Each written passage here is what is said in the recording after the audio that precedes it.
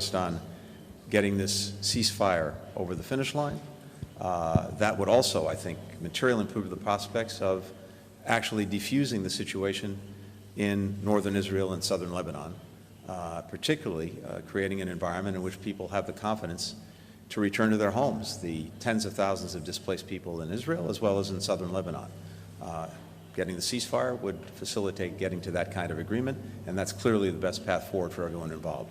So, again, it's imperative that everyone avoid taking steps that could further escalate or spread the conflict.